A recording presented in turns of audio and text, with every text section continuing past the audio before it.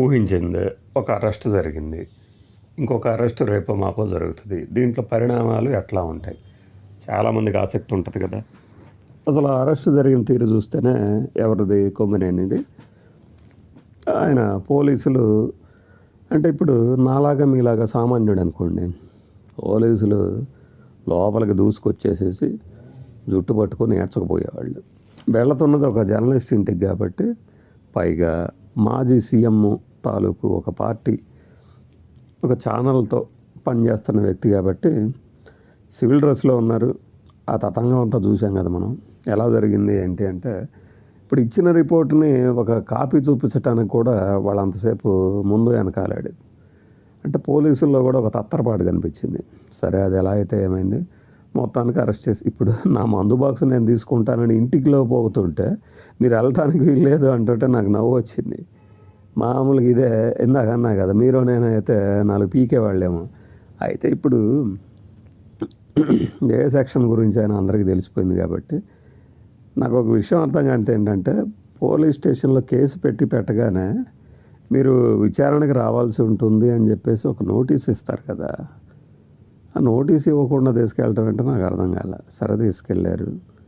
సరే దాని మీద ఇప్పుడు జడ్జి దగ్గర ప్రవేశపెడతారా, స్టేషన్లోనే ఉంచుతారా అనేది ఒక ఇది. నాకు సందేహం ఏంటంటే ఇప్పుడు కొన్ని సెక్షన్ల కింద కేసులు పెట్టుంటారు. ఆయన మీద పెట్టిన సెక్షన్లు ఏంటో కూడా ఆయనకు తెలియకుండా తీసుకెళ్లారా, చెప్పారా, చెప్పినా బయటికి రాలేదా. ఒకటి చుట్టుపక్కల తుళ్ళూరు ప్రజలు పెట్టారని ఆ పోలీస్ ఆఫీసర్ చెప్తుంటే నవ్వు వచ్చింది. ప్రజలంటే ఒక వ్యక్తిలో సమూహం కదా. ఆ వ్యక్తులు ఎవరో చెప్పడానికి ఏంటో ఇబ్బంది. సరే మనకు చెప్పపోయినా బాధితులకి నిందితులకి తెలుస్తుంది కదా. ఇప్పుడు కేసు పెడతారు. పెట్టిన కేసు ఏంటయ్యా అంటే ఏం మీద ఎస్సీ ఎస్టీ అట్రాసిటీ కేసు. చూడండి, ఇన్సిడెంట్ జరిగింది ఎప్పుడయ్యా అంటే ఇప్పుడు ఇవన్నీ నేను లీగల్గా మాట్లాడుతున్నాను. ఇన్సిడెంట్ 6వ తారీఖు ఎప్పుడో జరిగింది అనుకోండి. నిన్న కేసు పెట్టడం జరిగింది.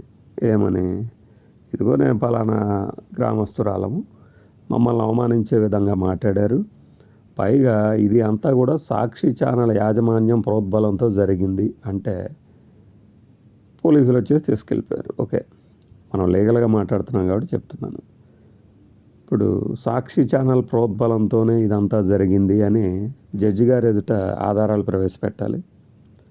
రెండవది జడ్జి గారు దాన్ని నమ్మాలి. మూడవది అసలు ఈయన మాట్లాడింది చట్టరీత్యా నేరమా కాదా, పెట్టబడినటువంటి సెక్షన్ల ప్రకారం వర్తిస్తుందా లేదా చూడాలి. ఆ తర్వాత పోలీసులు ఈయనని అమర్యాదకరంగా ఏమైనా ప్రవర్తించారా లేదా అడుగుతారు. ఆ తర్వాత ఈయన వైద్య పరీక్షల నిమిత్తం పలానా ఆసుపత్రికి తరలిస్తారు. ఆసుపత్రికి తరలిన తర్వాత స్టేషన్లో ఉన్న తర్వాత ఇప్పుడు ఎంక్వైరీ. ఏమైనా ఎంక్వైరీ చేస్తారు.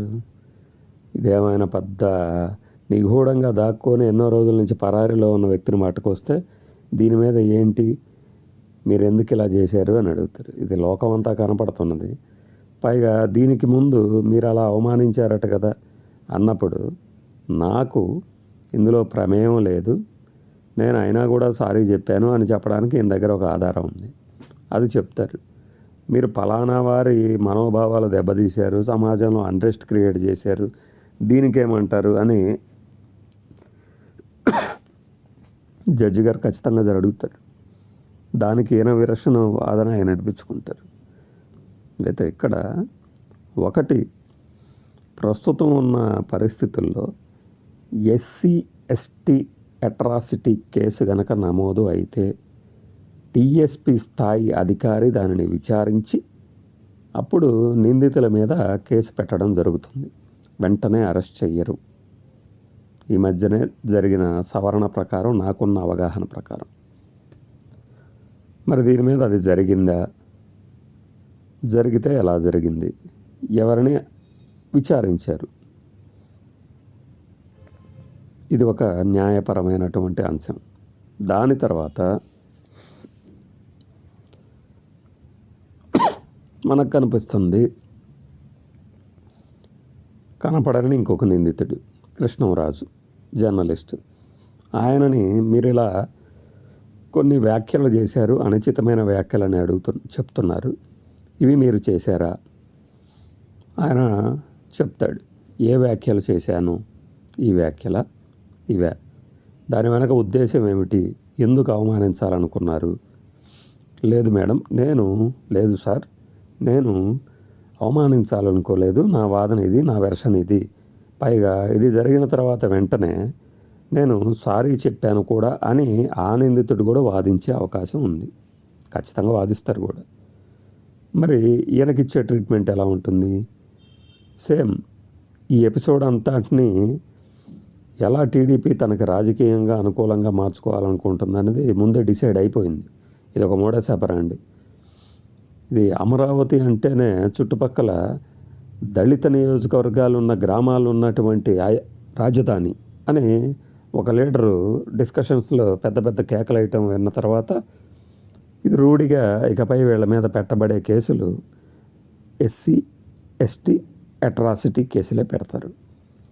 పైగా అమరావతిలోని మహిళల మీద ఈయన చేశారు అని చెప్తున్నవి ఈయన చేశాడా లేదా కోర్టు గమనిస్తుంది, గ్రహిస్తుంది. చేశాడా లేదా కూడా. దానిని ఇలా వక్రీకరించారు అని ఖచ్చితంగా నిందితులు ఇద్దరు వాదిస్తారు. వాళ్ళ వెర్షన్ అదే కదా. వాదించినప్పుడు కాదు అని నిరూపించుకోవాల్సి ఉంటుంది. దీనికి ప్రింట్ మీడియా ఆధారాలు కన్నా కూడా విజువల్ మీడియా ఆధారాలు ఉన్నాయి. అయితే అసలు దీన్ని సర్క్యులేట్ చేసింది ఎవరు అని గనక ఒక ప్రశ్న గనక వస్తే అప్పుడు ఈ నిజంగా చెప్పబడుతున్నటువంటి అవమానకర వ్యాఖ్యలని వైరల్ చేసిన వాళ్ళు కూడా ఇందులో నిందితులుగా చేర్చబడతారు. చట్టం ఆ దిశగా ప్రయత్నాలు చేయకపోయినా నిందితులు దానిని అమర్చే అంటే వాటిని తీసుకొచ్చి ఇక్కడ ఇరికించే ప్రయత్నం ఖచ్చితంగా చేస్తారు. ఎందుకంటే నేను అనలేని వాక్యాలను ఇలా అన్నారు అంటే దానికి ఆధారాలు చూపించండి అనే వెసులుబాటు ఉంటుంది. దానిని ఎవరు సర్క్యులేట్ చేశారు, ఎవరు వైరల్ చేశారు, ఎవరు కట్ చేసి వేరే వాళ్ళ దాంట్లో పోస్ట్ చేశారు, ఇవన్నీ కూడా లెక్కలు తీస్తారు. ఇదంతా లీగల్ ప్రక్రియ నేను చెప్తుంది. రాజకీయాలు తీసి పక్కన పెట్టి అర్థం చేసుకోవడానికి ప్రయత్నించండి. ఈలోపు ఇక్కడ ఏదైతే డిమాండ్ ఉందో ఇది సాక్షి ఛానల్ తాలూకు యాజమాన్యం ముందుకొచ్చి క్షమాపణ చెప్పాలనడం. ఈ క్షమాపణ చెప్పాలి అనడాన్ని ఒకటి యాజమాన్యం తన పరిధిలోని అంశాలు ఏమిటి, తన పరిధిలో లేని అంశాలు ఏమిటి అనేది క్షుణ్ణంగా వివరించగలుగుతుంది కోర్టుకు. ఇందులో ఎటువంటి సందేహం లేదు. అయినా కూడా తమ పరిధిలోని లేని అంశమైన తమ ఛానల్లో ప్రసారమైనది కాబట్టి వాళ్ళు క్షమాపణ చెప్పడం జరిగింది అనేది చెప్తారు. ఇంతకు మించి ఏమి కోరుకుంటున్నారు అని కక్షిదారులు ఉంటారు. అంటే ఈ కేసు వేసిన వాళ్ళని జడ్జి గారు అడుగుతారు. వాళ్ళు అప్పుడు చెప్పవచ్చు ఏం చేయాలి అని, ఏది మా పరిహారం ఏమిటి అని. లేదంటే ఆ సెక్షన్ల ప్రకారం ఎంత శిక్ష ఉందో దానిని విధించడానికి ఆధారాలు కనుక ఉన్నట్టయితే జడ్జి గారు ఉపక్రమిస్తారు. అంతే, సింపుల్. బట్ ఇది అనుకున్నంత ఈజీ ప్రాసెస్ ఏమీ కాదు. ఫస్ట్ నిందితులను అదుపులోకి తీసుకోవడం వెనకనే నోటీసుల పర్వం బిగినవ్వాలి. ఇవి భావ ప్రకటన స్వేచ్ఛ అనేది నేను గతంలో కూడా చాలాసార్లు చెప్పాను. ఎవరు democracy ends where my nose begins అని. అంటే నువ్వు కర్ర ఎంతైనా తిప్పుకో నా ముక్కుకు తగలనంత వరకు. కానీ నా ముక్కుకు తగలకముందే కర్ర ఎక్కడో తిప్పుతుంటే నా ముక్కు పగలగొట్టాడు అంటే కేసు కట్టుకోవడం వరకు ఓకే, దాన్ని నిరూపించాల్సిన బాధ్యత ఉంటుంది. ఇందులో శశభిషలకి ఏం స్థావం ఉండదు.